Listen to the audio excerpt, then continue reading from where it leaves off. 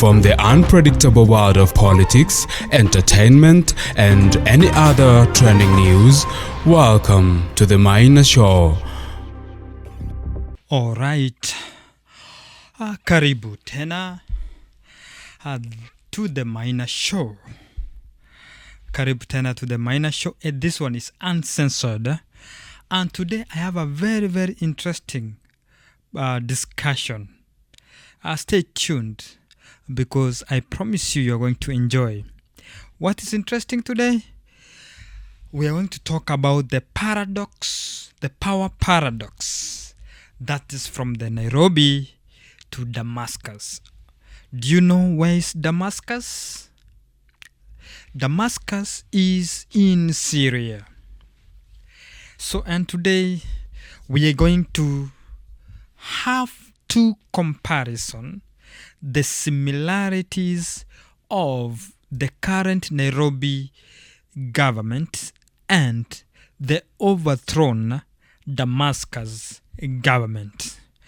I'm talking of two gentlemen, William Samoei Ruto and al-Assad of Damascus. Stay tuned. And I'm going to, today just take a bold, dive into the global politics, obvious, without a passport. And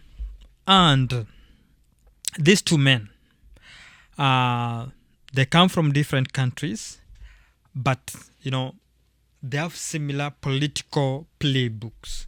So you can look at what al-Assad of Damascus, how he rose to power, and the same way William Samoei Ruto actually rose to power. So those are two people with the similarity when it comes to politics. So this is what we are going to discuss today.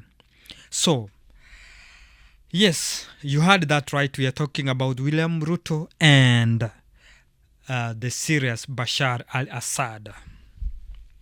So, what actually are we talking about here? So, we are going to look at how they rose to power.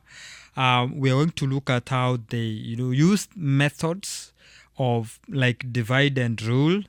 We will talk about the suppression they usually employ, the spin around, and we will, talk about the people's reaction, how they manipulate media, and, those are the kind of things we are going to discuss today. So, my question is to my viewers, how did William Ruto rise to power? And we are going to get an answer for that as we also look, how did the two, al-Bashir, al-Assad, also rose to power? So actually, William Ruto rose to power from a very humble background. He was a chicken seller. Is that new? No, it's not new.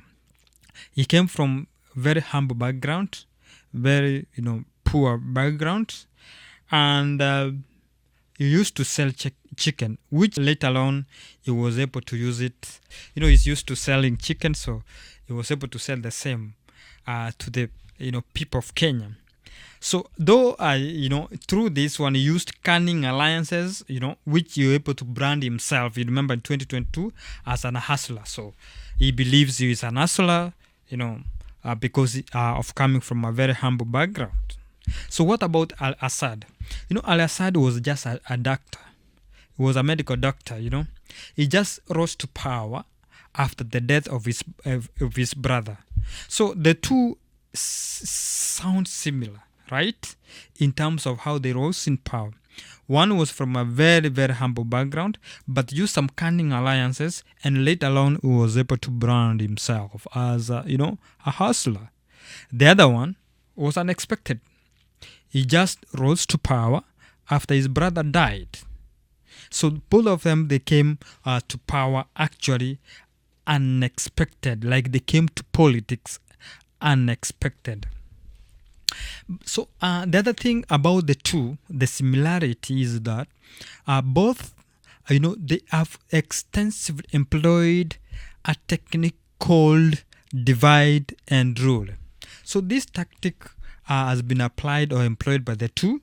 So both they use ethnic ideas like a class of divisions. So ethnic ideas whereby for example, Ruto is coming from one tribe that is having a very supportive base.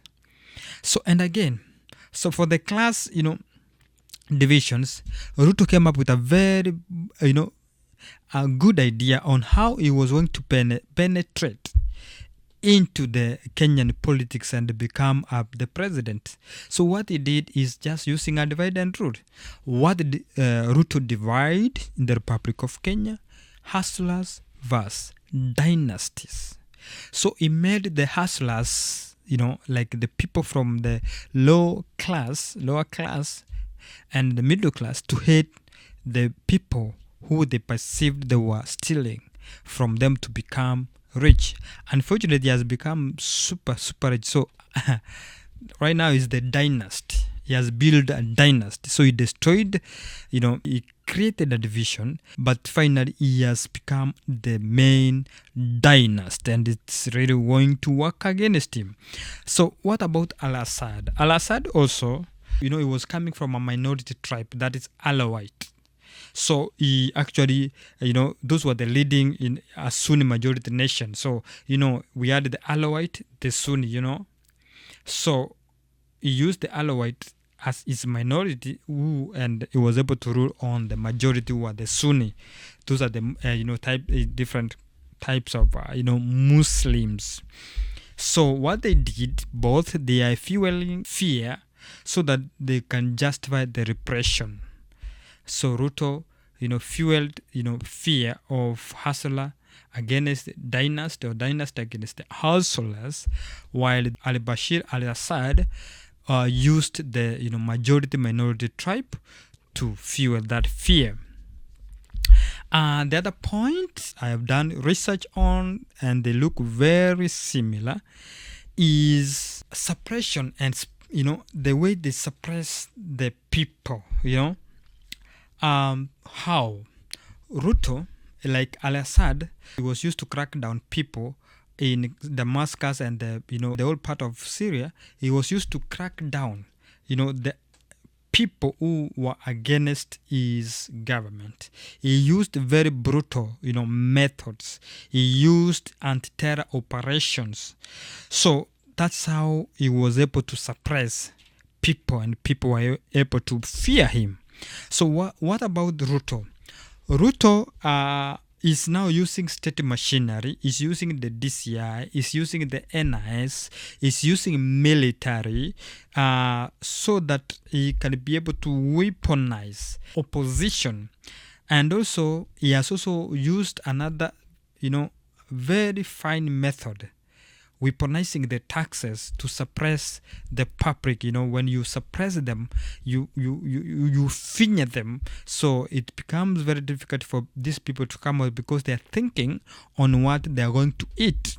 So that's a very suppressing method. William Samoei Ruto is using food, is using money, is using taxes to suppress the Kenyan people, while and also using the DCI, NIS, and all those things, and forming some militia groups, to kidnap. And there's a lot of extrajudicial killing in the Republic of Kenya, while al-Assad was using some brutal crackdown method of anti-terror, operations. So that's how similar they look. So what about media manipulation? So these two people, they love PR. Ruto is the master of PR.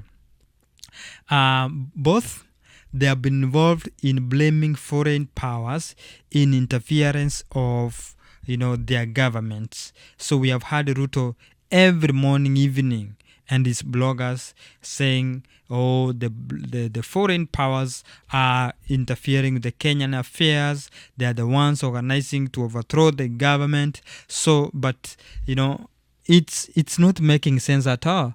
So yeah, that's one method. And the same way Al-Assad used to blame foreign interference. So the other one is, the support they get from people. Still, they have a significant support from some bases of, where they're coming from. So, like I said, the Alawite and and the Ruto, used like the populist ideas or rhetorics to sell fear against the dynasty. That's the same way Al-Assad was able to survive in Damascus. So, but the danger of this is the end game. Do you think it will end the same way? So let's wait and see. These are two different countries.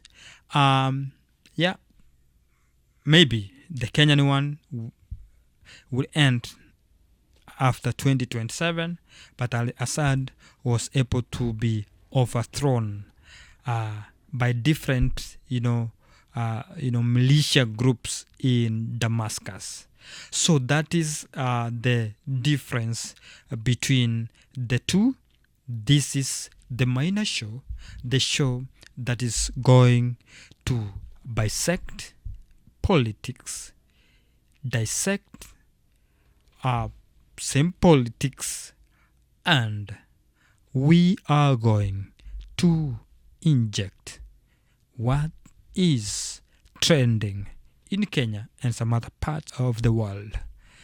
This is your favorite host. Have a nice day. Have good night.